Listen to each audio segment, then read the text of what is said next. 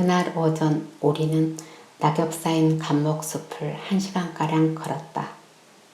먹장 구름이 하늘 가득 몰려와 있었던 탓에 산책다운 산책이 될 수는 없었다. 나는 날씨가 추운 날 오후에 산책을 별로 좋아하지 않는다.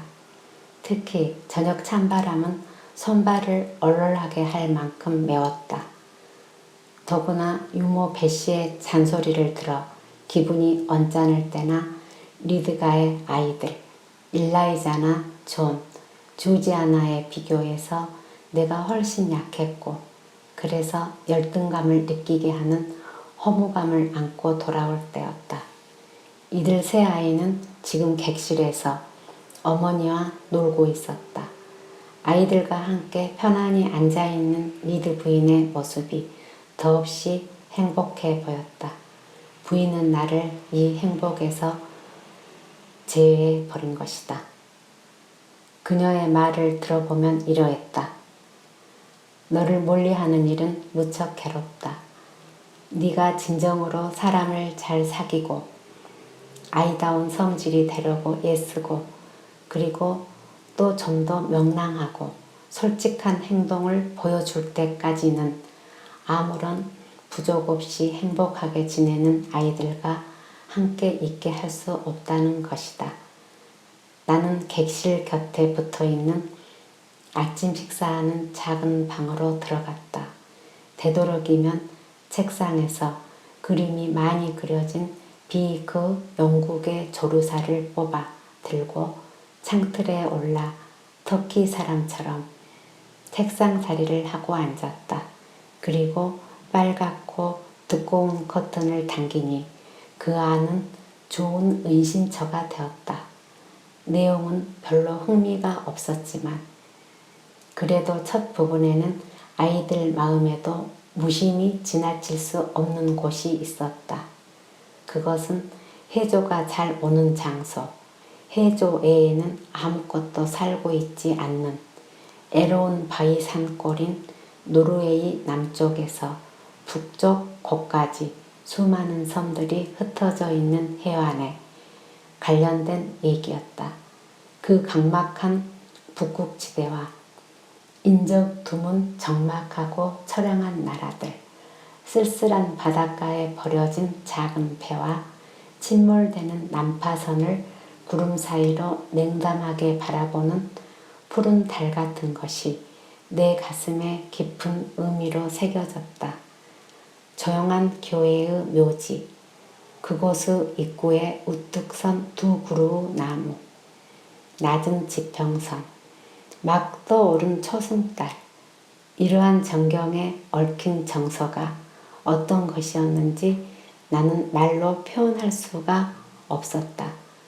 어느 그림에도 각자 이야기가 있었다. 나의 미숙한 이해력이나 불완전한 감수성으로는 수수께끼만 같아 모르는 점이 있긴 했지만 그보다는 더 깊은 흥미가 많았다. 어이 새침대기! 존 리드의 큰 소리가 들렸지만 난 가만히 있었다. 문이 열렸다. 방 안에 아무도 없다고 생각한 모양이다. 얘가 어디로 갔을까? 존은 머리가 잘 돌아가는 편은 아니니까 그뿐이라면 발견되지 않았겠지만 일라이자가 잠깐 목을 들이밀더니 말했다. 아이, 틀림없이 커튼 뒤에 있어요. 순간 나는 방으로 나서고 말았다. 나는 존 리드에게 끌려 나올 것만 같아 몸이 떨렸던 것이다. 무슨 일이야? 나는 몹시 주저하며 물었다. 무슨 일입니까? 도련님, 이렇게 말해. 이것이 대답이었다. 어이, 이리 잠깐 와. 존 리드는 나보다 4살이나 유인 14살 먹은 소년이었다. 나이치고는 덩치가 컸고 뼈대도 튼튼했고 검은 데다 혈색이 나쁜 피부, 우둔한 눈과 코, 거기에다 손발이 컸다. 그는 어머니와 누이에게도 그리 깊은 애정을 갖고 있지는 않았지만 내게만은 어찌된 일인지 특별한 반감을 갖고 있었다. 끊임없이 나를 꼬집고 짓궂게 굴었다. 존의 명령에 굴복하는 버릇이 있는 나는 그의 의자 곁으로 갔다. 한 3분쯤은 내게 긴 혀를 내어 보이더니 느닷없이 내리쳤다. 아까 엄마에게 말 대답한 벌이야. 하고 그는 말했다. 그리고 커튼 뒤에 몰래 숨은 벌과 지금 건방지게 군 행동도 함께 받는 거야. 이 생쥐 새끼야. 커튼 뒤에서 읽던 책을 이리 내놔봐. 나는 창틀로 가서 책을 가져왔다. 내 책장에 손 대면 안 되는 것 알지? 이 책장은 내 것이란 말이야. 넌 한 푼도 없는 식객이라고 엄마가 그랬어. 너의 아버지가 아무것도 남기지 않고 죽었으니까. 너 같은 건 비렁뱅이질을 하는 게 당연하고 우리 같이 신분이 좋은 아이들과 함께 살고 우리들과 같은 것을 먹고 우리 엄마가 사준 옷을 입고 똑같이 지낼 필요는 없어. 나는 처음에 존이 무슨 짓을 하려는지 잘 알지 못했다. 그러나 그가 손에 든 책을 내게로 던지려는 것을 본 순간 나는 문득 비명을 지르고 옆으로 몸을 피했다. 하지만 때는 이미 늦었다. 날아온 책에 맞아 쓰러지는 순간 문에 머리를 부딪혀 깨지고 말았다. 몹시 아팠다. 난 그때 공포가 절정의 도를 넘어 다른 감정이 그것을 대신했다. 심술꾸러기, 심술꾸러기 하고 나는 말했다. 너는 살인자 같아. 노예 취급이야. 로마의 황제 같아. 뭐라고? 존은 소리쳤다. 네가 그런 말을 내게 했겠다. 어이, 일라이자, 조지아나, 방금 이게 말한 것을 들었어? 엄마에게 모두 이를 거야. 하지만 그 전에 그는 갑자기 내게로 덤벼들었다. 머리와 어깨를 그에게 붙잡힌 것을 나는 느꼈다. 나는 정신없이 반항했다. 존은 마치 날뛰는 폭군 같았고 살인자 같았다. 나는 미치광이처럼 그와 다투었다.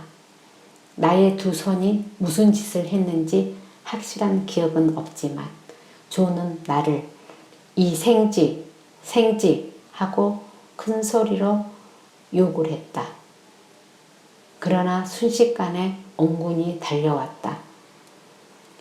일라이자와 조지아나가 2층으로 가 어머니에게 일러 바친 것이다.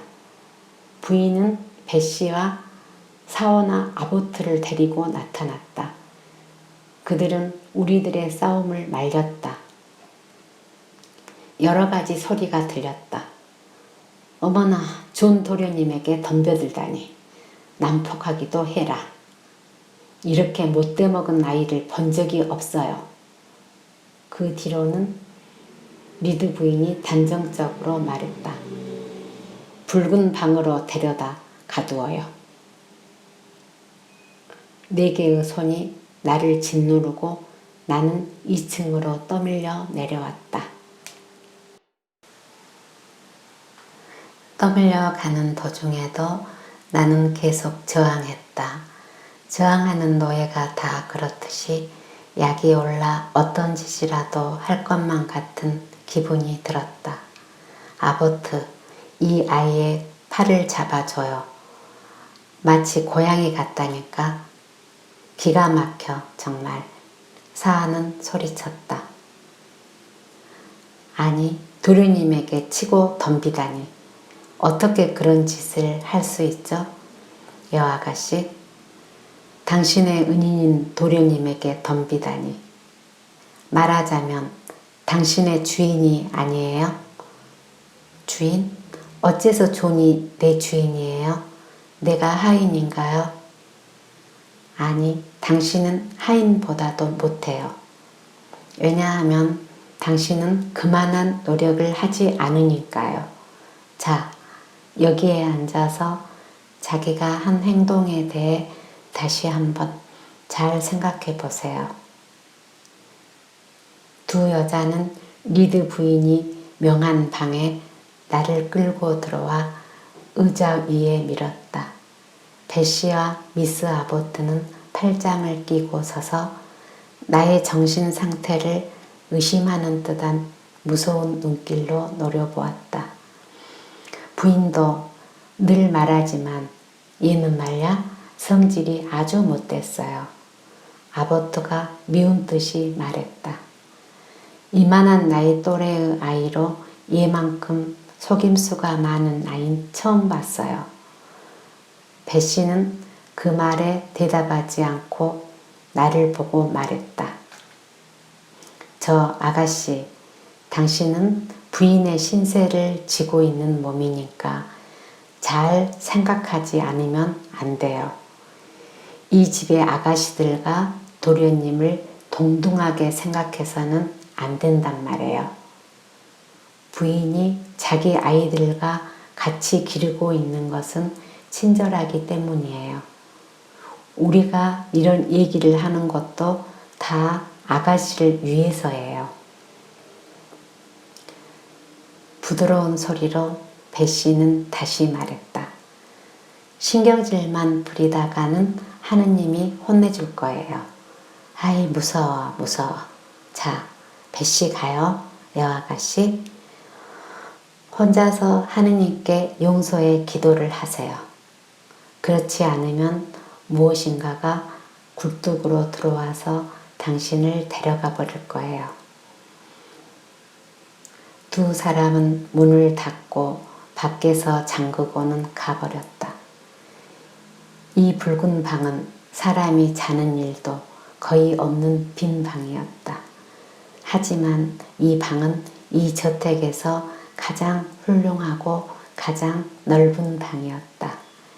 용단은 빨갛고 벽은 핑크색이어서 침대 위의 새하얀 마르세유 무명 덮개가 한결 눈이 부실 만큼 더욱 하얗게 빛나고 있었다.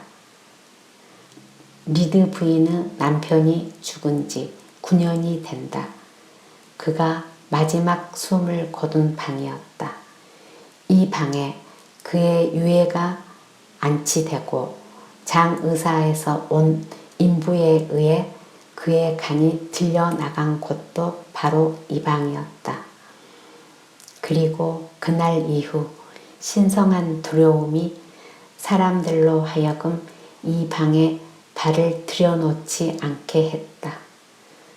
잠시 후 나는 기운을 차리고 하녀들이 정말로 문을 잠그고 갔을까를 생각하며 걸어가 살펴보았다. 아, 그런데 정말로 문은 어떤 무엇보다 육중하게 잠겨 있었다.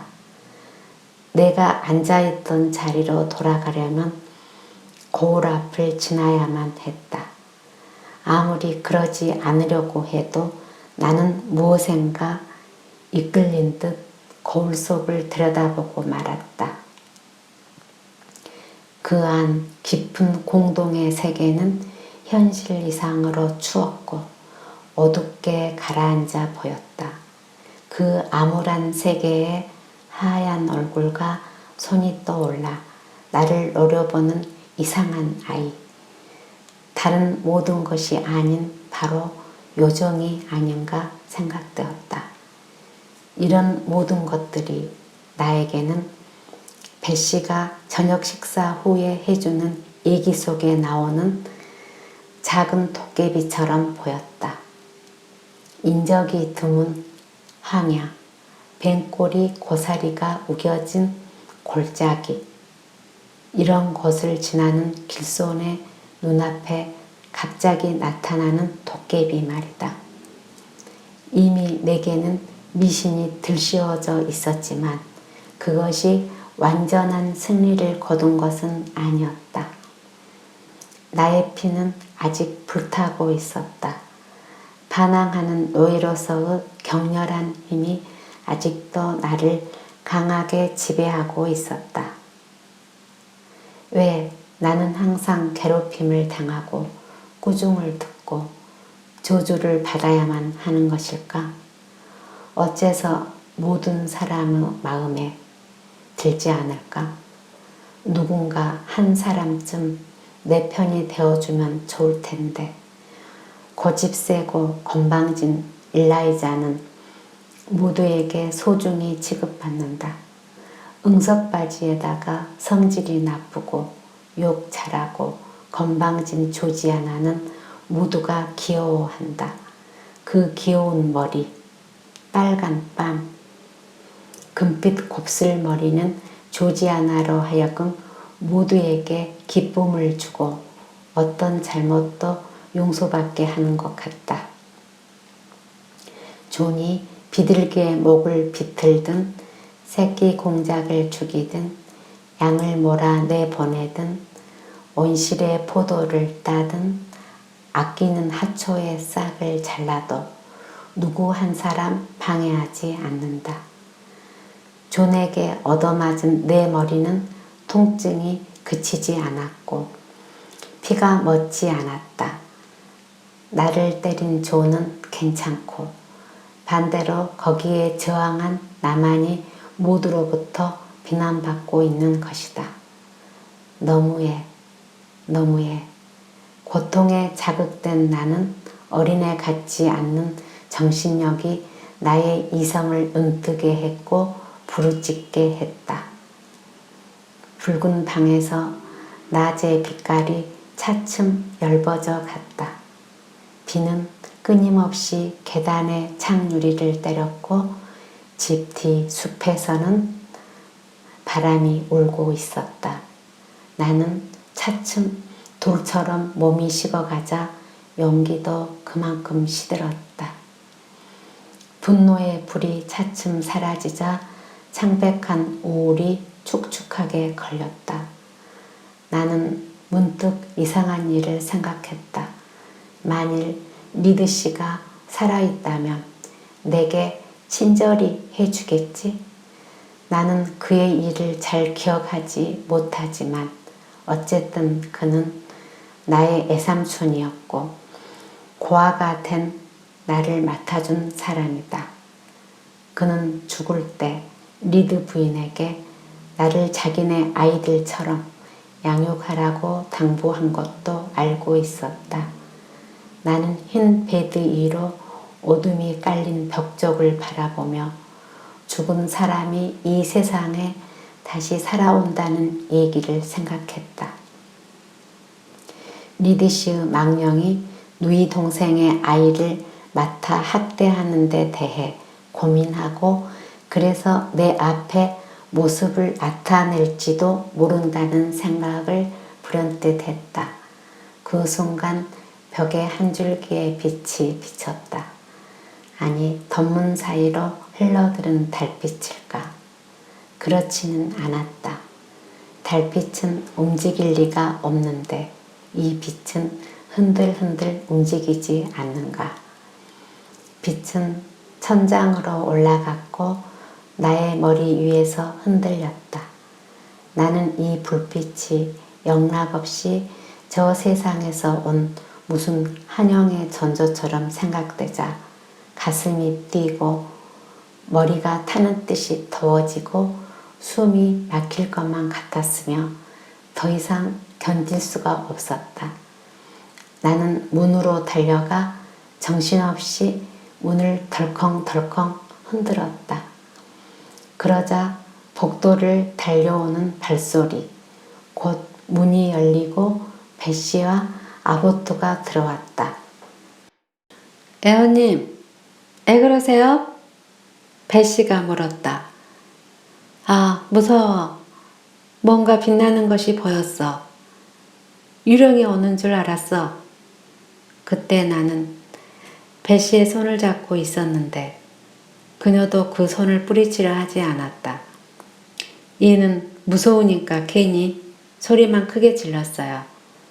아버터가 씹어뱉듯이 말했다. 그게 무슨 버릇이야? 얘의 그러한 수법을 나는 알고 있어요. 도대체 무슨 소란이니? 제3의 목소리가 건방지게 말했다.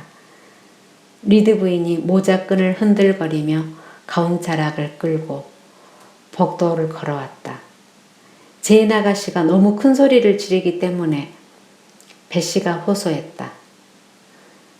어떻게든지 종꾸중을 해두면 괜찮아요. 부인의 대답은 그뿐이었다. 나는 잔손질은 싫어서요. 특히 아이들에게 잔손질하는 것은. 아주머니, 애아주머니 부탁이에요. 용서해 주세요. 나 죽겠어요. 만일에 가만히 있어. 그처럼 시끄럽게 구는 것보다 더 싫은 것은 없어요. 리드 부인은 나를 갑자기 떠밀어 넣고 다짜고짜 문을 잠가버렸다. 복도를 사라져가는 발소리를 들으며 나는 일련의 발작을 일으켰고 그 뒤로 의식을 잃고 말았다. 그 후 내가 기억하고 있는 것은 뭔가 무서운 악몽을 꾸는 심정으로 눈을 떴고 다만 검은 가로대를 거쳐 빨간 불꽃이 타고 있음을 보았다. 누군가가 나를 흔들고 있는 것을 깨달았다. 내 몸을 누군가가 안아 일으키듯 했고 그러한 느낌은 일찍이 내가 기억하지 못하는 상냥함이었다.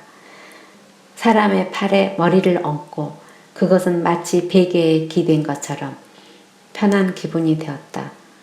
5분쯤 지났을까? 혼미한 구름이 걷혔다.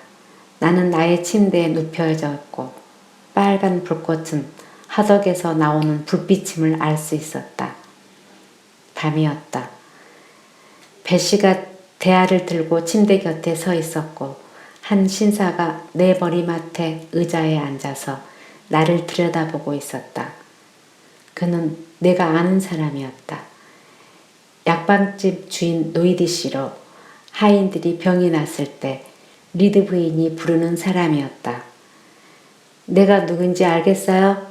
하고 그는 말했다. 나는 그의 이름을 대고 손을 내밀었다. 로이드 씨는 내 손을 잡고 웃는 얼굴로 차츰 기운이 나는군요. 라고 말했다. 그리고 그는 나를 다시 누이고 배씨에게 오늘 밤은 편안히 잠들도록 해주라고 주의시켰다. 내일 다시 오겠다면서 그는 가고 말았다. 나는 슬펐다. 그가 의자에 앉아있는 동안 나는 진심으로 그를 의지했고 100만 군사를 얻은 느낌이었기 때문에 그가 문을 닫고 가버리자 온 방안이 갑자기 캄캄해진 느낌이었다. 말할 수 없는 슬픔으로 마음이 무거웠다. 아가씨, 잠들 것 같아요? 상냥한 목소리로 배씨가 물었다. 물을 마시지 않겠어요? 아니면 물 좀 자시든지. 아니, 싫어요. 고마워요, 배씨. 그럼 나는 이만 자야 되겠어요. 벌써 12시가 넘었어요. 하지만 무슨 일이 있거든 깨워주세요. 참으로 뜻밖의 상냥한 말이었다. 배씨는 나가더니 하녀 사라를 데리고 들어왔다. 혼자 내 곁에서 자기가 겁이 났던 모양이었다. 두 사람은 침대에 같이 누워 한 30분 동안 소곤거리더니 이내 잠들고 말았다. 나는 잠들래야 잠들 수가 없었다. 촛불마저 꺼지고 참으로 기분 나쁜 긴 밤이었다. 귀도 눈도 마음도 온통 공포에 젖어 있었다. 아이들만이 느낄 수 있는 공포에. 이 붉은 밤 사건 뒤에는 특별히 무거운 육체의 부형은 없었다. 다음날 오전에 나는 일어나 옷을 갈아입고 쇼를 뒤집어 쓰고 아이들 방의 하덕가에 앉았다. 아이들은 그들의 어머니와 함께 마차로 애출하고 없었다. 배씨만이 친절한 말로 나와 얘기했다. 이러한 상태는 평소에 꾸중듣고 혹사상한 나에게 평화로운 낙원이었다. 오전 중에 로이드 씨가 왔다. 아니, 벌써 일어났어요? 하고 들어오면서 그는 말했다. 유모, 아가씨는 좀 어떠세요? 배 씨는 내가 꽤 건강하다고 말했다. 그렇다면 좀 더 즐거워 보일 텐데 이리 와요, 제인 아가씨. 당신의 이름은 확실히 제인이지요? 네, 제인 에어예요. 친절한 약제사는 나의 얼굴을 가만히 들여다보았다.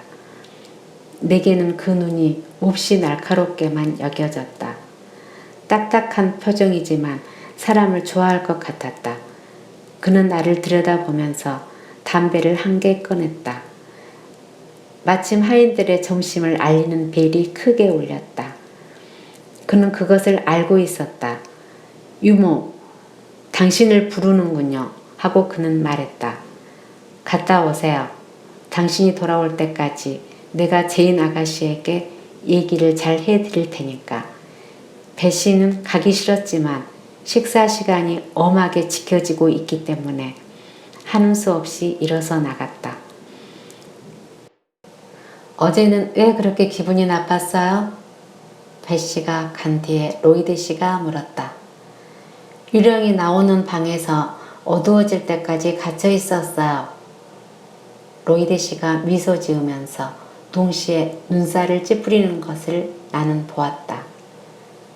유령이라고? 당신은 역시 어린아이군. 유령이 들어와요? 리드 아저씨 유령이니까 무서워요.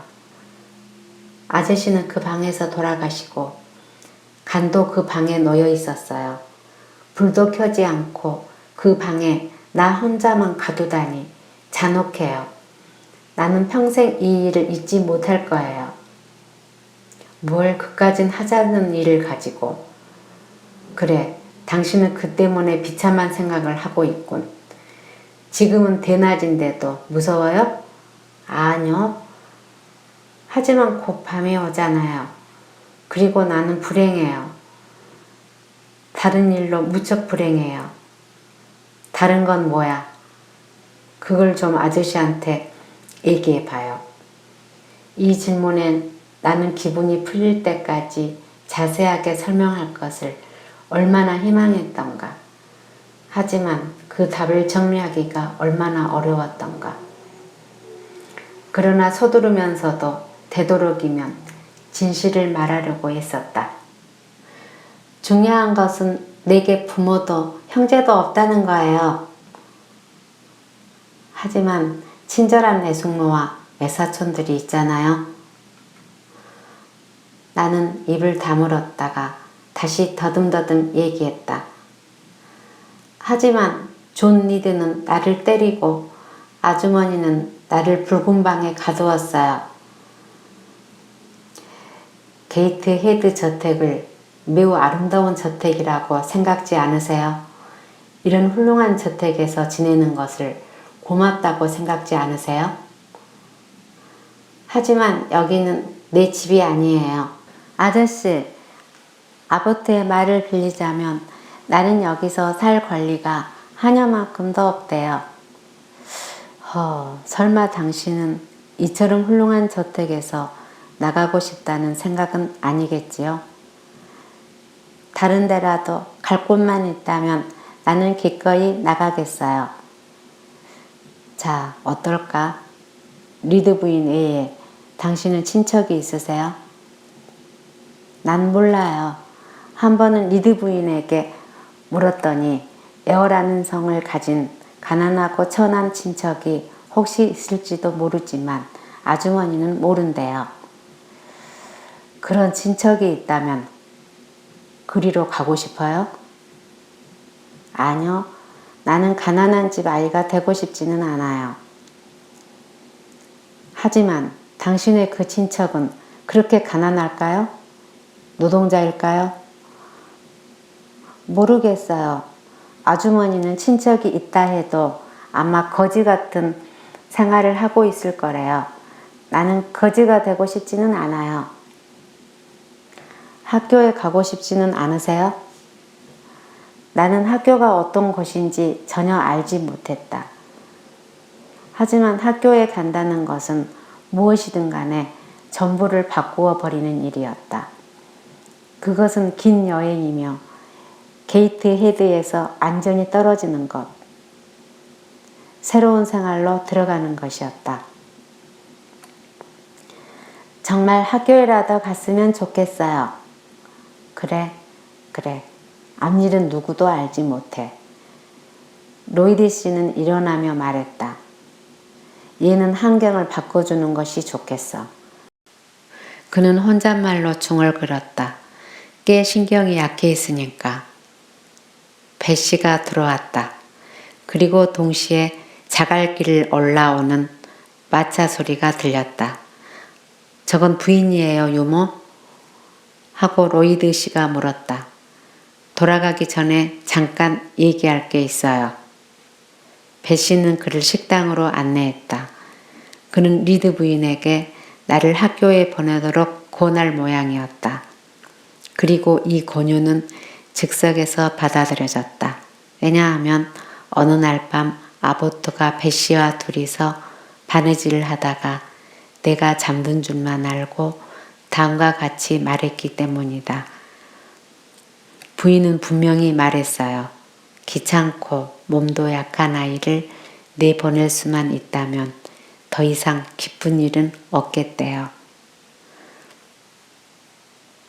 그때 미스 아보트가 배씨에게 한 얘기를 고려해 볼 때 내가 처음 안 사실이 몇 가지가 있었다.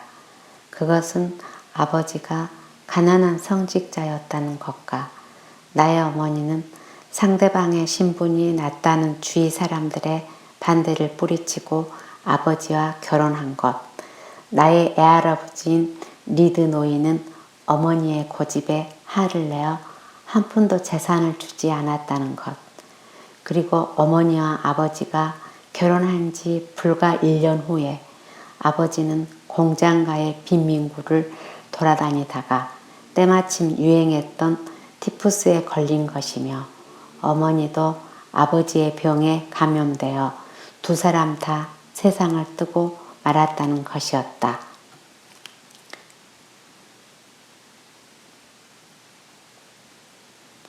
11월, 12월, 1월도 거의 반은 지나갔다. 모두들 크리스마스와 신년은 게이트 헤드에서 예년과 다름없이 즐겁게 보냈지만 물론 나는 여기서 제외되었다. 손님들이 돌아가기만을 기다리는 시간이 지루했다.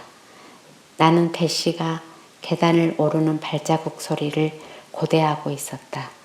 그녀는 저녁 대신 포도빵이나 치즈케이크를 가져와서 내가 그것을 다 먹으면 이불을 덮어주고 키스를 2번 하고 제인 아가씨 잘 주무세요 하고는 갔다. 내 생각으로는 배실이라는 본래 착한 여자로 모든 일에 눈치가 빨랐고 아름답기도 했다. 그녀는 늘씬했고 검은 머리, 검은 눈, 가름한 얼굴에 혈색 좋은 피부를 갖고 있었다. 하지만 그녀에게는 다소 성급한 데가 있어서 주의나 정의에 대한 확고한 신념이 없는 여자였다. 그래도 나는 게이트 헤드에서는 누구보다도 그녀가 좋았다. 1월 15일 아침 9시경이었다. 배씨가 방으로 뛰어들어왔다. 제인 아가씨, 에이프런을 벗어요. 오늘 아침에는 손과 얼굴을 씻었나요? 아직 안 씻었어, 배씨. 이제 겨우 청소가 끝난걸? 배씨는 나를 세면대로 데리고 가서 세수를 하게 한 뒤 에이프런을 벗기고 나서 식당에서 부르고 있으니 내려가 보라고 했다. 하는 수 없이 나는 천천히 계단을 내려갔다. 이럭저럭 한 석 달 동안을 리드 부인에게 불려가지 않았다. 그동안 나는 쭉 아이들 방에 있었기 때문에 식당도 객실에도 발을 들여놓기가 두려웠다. 내가 안으로 들어가 허리를 굽히고 얼굴을 들자 거기에는 딱딱한 표정을 지은 까만 옷을 입은 사람이 서 있었다. 리드 부인은 늘 그렇듯이 하덕가에 있었다. 가까이 오라고 손짓을 하여 그리로 갔더니 그녀는 다음과 같은 말로 나를 손님에게 소개했다. 얘가 당신에게 맡기려던 아이예요. 그는 내가 있는 쪽으로 천천히 얼굴을 돌려 회색 눈으로 나를 찬찬히 뜯어보더니 딱딱한 굵은 목소리로 말했다. 조그만 아이인데 나이는?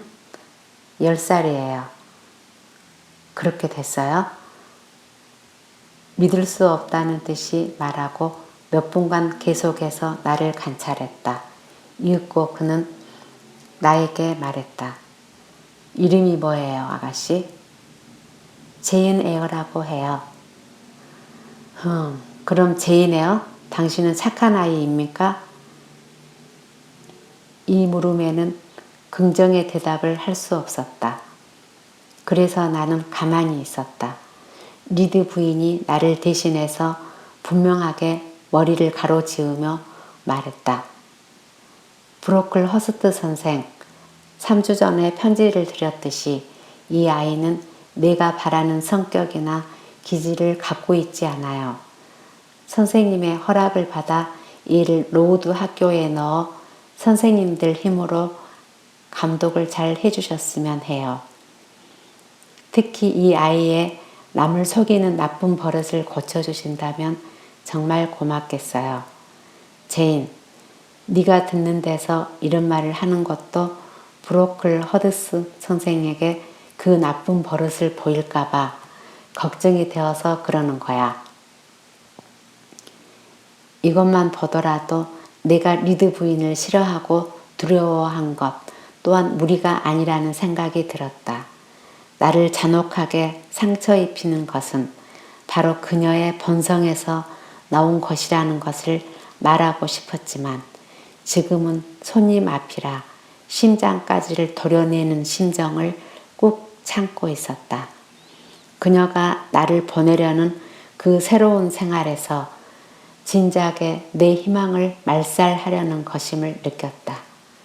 브로클 허스트 씨의 눈에 나는 차츰 교활하고 사악한 아이로 탈바꿈해 가는 것을 느낄 수 있었다. 하지만 이 무서운 일에서 구원될 방법이 내게 있었을까? 남을 속이는 것은 아주 나쁜 결점이에요. 브로클 허스트 씨는 말했다. 그것은 거짓말과 같은 거예요. 거짓말쟁이는 모두 불과 유황이 타는 지옥으로 떨어지게 되어 있어요. 그러나 리드 부인, 학교에서는 감독을 잘 하겠어요. 템플 선생님을 비롯해서 여러 선생님들에게 얘기를 잘 해놓겠어요. 제발 이 아이의 장래를 위해 잘 교육시켜 주세요. 써먹을 수 있도록 언제까지나 겸손한 마음으로 있도록 기도하겠어요. 그리고 휴가 때는 학교에서 보내도록 해주세요. 부인의 방침 잘 알겠습니다. 겸양은 그리스도교의 미덕이고 특히 로드 학교 학생들에게 알맞는 미덕이기도 합니다. 나는 이 미덕에 특히 유의하도록 지시하고 있습니다. 참으로 잘 됐군요. 온 영국을 다 찾아봐도 그처럼 제인 에어에게 어울리는 학교는 없을 거예요. 견실해야지요. 견실이 첫째예요. 견실이야말로 그리스찬의 첫째 의무예요. 로드의 시설에 관계되는 모든 규칙에 그것이 나타나 있어요. 간소한 식사, 소박한 복장, 수식 없는 설비, 근면한 습관, 이것이 학교와 학생들의 일상생활이지요. 그럼 되도록 빨리 보내도록 하지요. 내가 복잡한 책임을 빨리 벗기 위해서 그래요. 아, 그럼요. 그럼 이만 나는 가보겠습니다. 한 2주일 뒤에는 나도 브로클 허스트 간으로 돌아가겠습니다. 친구가 그보다 빨리는 돌아가지 않을 거예요. 미스 템플에게 편지를 띄우지요. 입학에는 지장이 없을 거예요. 그럼 실례? 브로콜 허스트 씨는 돌아갔고 리드 부인과 나만이 남았다. 몇 분간 침묵이 흘렀다. 부인은 바느질을 했고 나는 그녀를 지켜보고 있었다. 리드 부인은 그때 36이나 7살이었다. 건강한 몸맵시였다. 실로 빈틈없는 사람이어서 집안일도 소작 관계도 모두 자기가 처리해갔다. 언제나 훌륭한 옷을 입었고 또 아름다운 의상에 어울림지간 당당한 풍채를 잊지 않았다. 나는 리드 부인이 브로클 허스트 씨에게 나에 관해 얘기한 것들을 생각했다. 그 말들은 하나하나 나의 마음에 가시가 되어 고통을 주었다. 나는 지금 들은 말들을 한마디 한마디 아프도록 다시 느끼고 원망스러움이 마음속에 격하게 불타올랐다. 나는 말해야 했다. 나는 몹시 짓밟히고 있으니까. 복수를 해야 했다. 하지만 뭐라고 말할까? 앞에 있는 적에게 복수의 말을 하게 할 어떤 힘이 내게 있는가? 나는 용기를 내어 다음과 같은 노골적인 말을 힘껏 내뿜었다.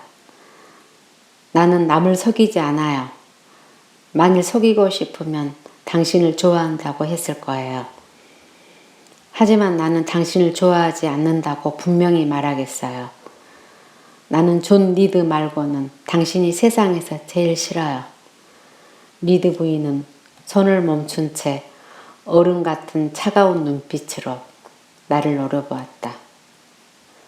무슨 얘기를 더 할 작정이니? 그녀는 마치 어른들과 싸울 때처럼 말했다. 당신이 내 부모가 아니어서 다행이고 그것이 무척 나는 기뻐요. 나는 살아있는 한 당신을 애숙모라고 부르지 않겠어요. 어른이 되어도 절대로 당신을 만나지 않겠어요. 만일 누군가가 당신이 내게 무슨 짓을 했느냐고 묻는다면 나는 당신을 생각만 해도 기분이 나쁘고 당신은 나를 비참하고 참혹하게 대우했다고 말하겠어요. 어째서 그런 말을 할 수 있니, 제인? 어째서라니요? 세상 사람들은 당신을 좋은 여자라고 생각하겠지만 당신은 나쁜 사람이에요. 박정한 사람이에요. 당신이야말로 남을 속이고 있어요.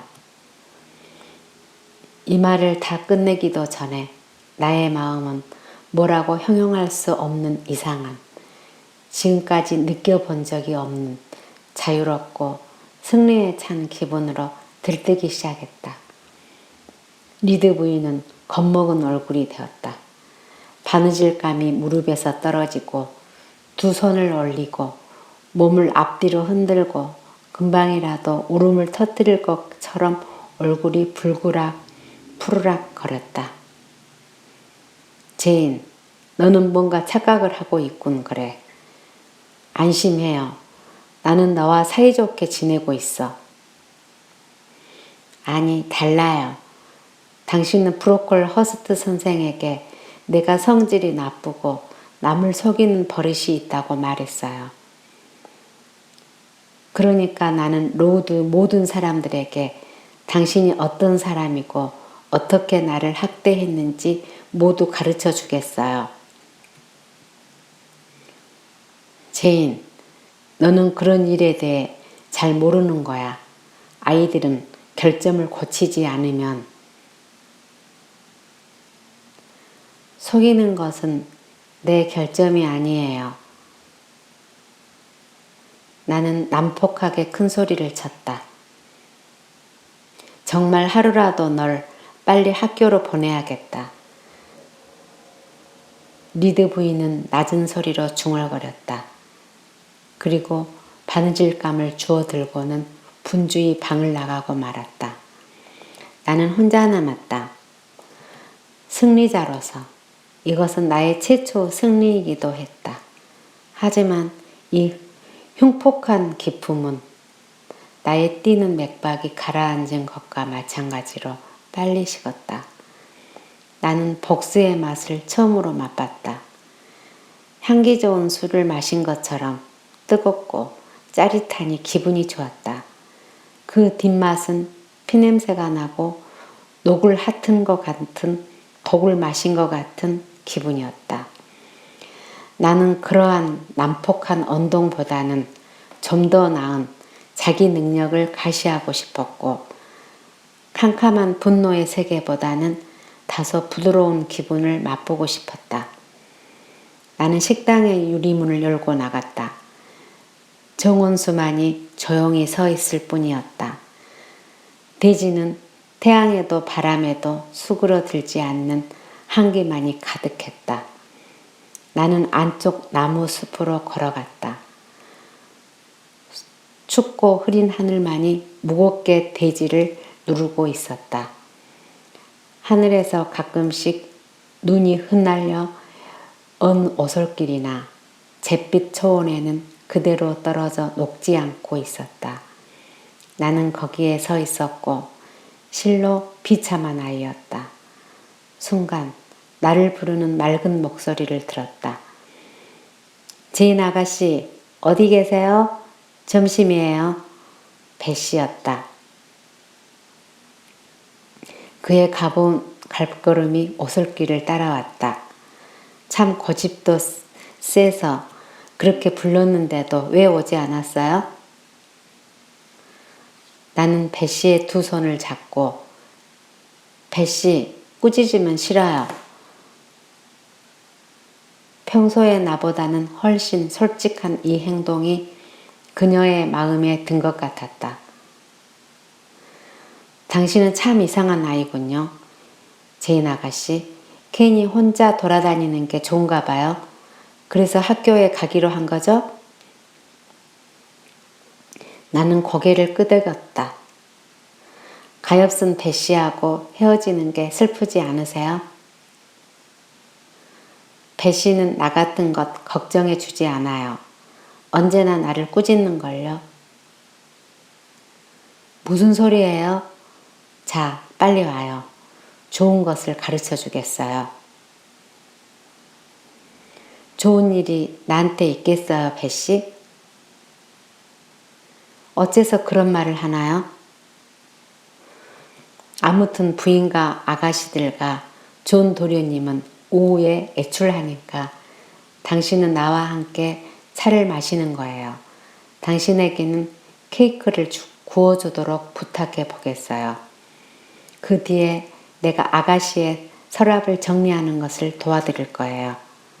이제 곧 당신의 짐을 꾸려야 하니까. 부인은 하루나 이틀 후에 당신을 떠나보낸다니까 당신이 가져가고 싶은 장난감을 골라요. 배씨, 내가 떠날 때까지는 꾸짖지 않겠다고 약속해줘. 네, 약속하지요. 하지만 좋은 아가씨가 되어서 나를 두려워하지 말아야지요. 나는 아가씨를 싫어하지는 않아요. 당신이 좋아요. 좋아하는 것 같지는 않아.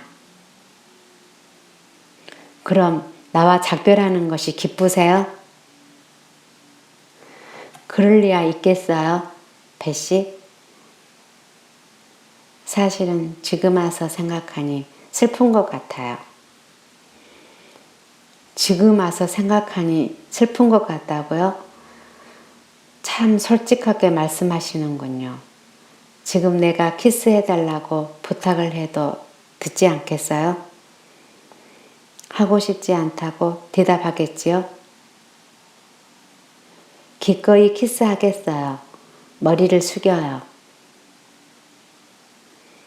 배씨는 허리를 굽혔고 우리들은 서로 포옹했다. 나는 완전히 위로를 받았고 그녀의 뒤를 쫓아 집으로 들어갔다. 그날 오후는 조용하고 평화롭게 지나갔다. 밤이 되자 배 씨는 재미있는 이야기를 들려주었고 아름다운 목소리로 노래를 불러주었다. 나에게도 인생이 아름답게 빛날 때가 있었다.